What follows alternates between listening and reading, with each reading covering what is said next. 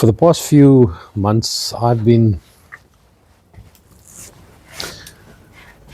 searching the Word of God to see if there's any guide or step process in making decisions.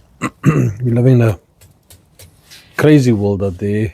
We as humans make decisions every day. I decided, for instance, to light a fire on a cold autumn winter night in Cape Town. It's lots of rain today. That's one decision. And then we decide on moving house or buying a car or changing jobs, or we sensing something not so lekker on our bodies and whether we should go to the doctor or not. So we as humans, all of us, are confronted daily with decisions that we need to make. And I found this very useful. Dr. Charles Stanley, in one of his old videos, and I just clicked on it. I'm just doing a very short video just for you guys. You can also find this on my podcast on Spotify and YouTube and Facebook and wherever, much longer version. So very quickly, it's based on Proverbs 3 verses 5 to 6.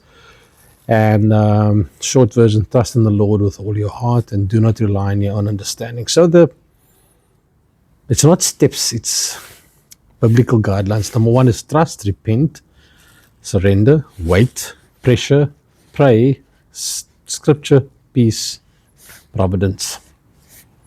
That's the 5 to 7 guidelines. Or, let's put it this way, biblical guides to make decisions as a believer. Trust. I think the first issue that I've learned is trust in making decisions. Will I trust God or will I trust myself? Now, all of us have worked in different professions. We have life experience. So that reason we will make decisions. It's like cooking food. I love cooking Durban curry, for example. So I no longer need to look at recipes. I know that I have the skill and I know what portion sizes and so forth I need to use. But biblical decisions, that's often the first challenge we have, is who do I trust? In my instance, was myself. The second lesson I learned the second point is repenting. 1 John 1:9, Acts 3 verse 19. What I've learned is, before asking God for direction, I need to first ask God to highlight the issues in my life that I need to repent or turn away from. And I need to make right with Him, which is also to confess those sins. Because sin clouds our ability to make decisions. So therefore repentance is very important. Thirdly, surrender. Luke 22:22. Please look up the text as well. But you can't see God's will while I'm clinging to my own desires and my own will and my way of doing things. And it's clear the biblical teaching is real surrender is as follows: Lord, not my will, but yours be done. It's Jesus' own words. Fourthly, wait. In James chapter 1 verses 2 to 4. And read that as well. And it simply lays out, sometimes God works in the waiting of solutions or decisions we need to make. We want things now. We live in a world where everything must be instantaneous. Delay, I've learned by God, is not always denial of an outcome. And sometimes I've learned, in my experience, God was actually shaping my heart before He showed me what the next step is that I needed to follow. And then P for pressure, Psalm 37:7.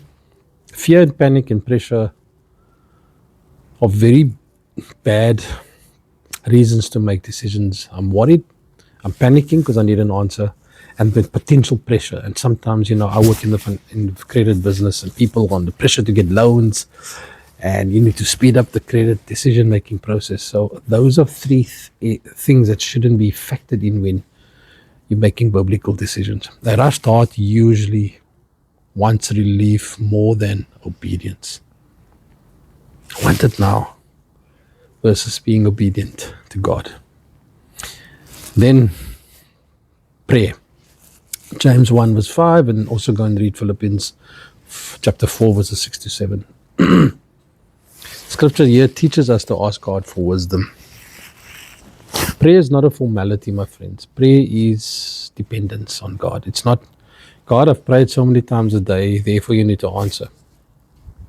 No, the posture is, I'm dependent on you. I'm laying my desires on you. I need you to show me whether this is what you want for me. I need to show me and guide me in things that I need to repent or sins that I need to confess. Then scripture. Psalms 119, 105, Romans 12, 2, and then Proverbs 3, 7. It's important, friends, that God's word must lead our decision-making process. You can't lead on your own understanding, as Proverbs says. We must let Scripture shape how we think and how we make decisions. So, sorry, my friends, there's no easy way out of this. There's no easy way out of this. You want to make biblical decisions, I've shared with you the formula, and I will remind you. Then peace. Colossians chapter 3, 15, and Isaiah 26, 3. The peace of Christ is not a shortcut. It comes through trusting God and walking in obedience. I think that says it all. And then finally, providence. Proverbs chapter 16 verses 9.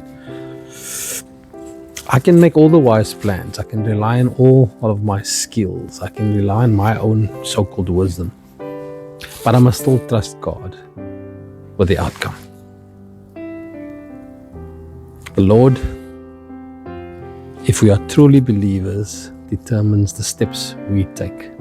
God has predetermined our lives for us, predetermined what He wants for us, but He's also left us with choices in life. The question is, who do you choose? So if you're facing any decisions right now, I'm encouraging you to trust God. Surrender to Him.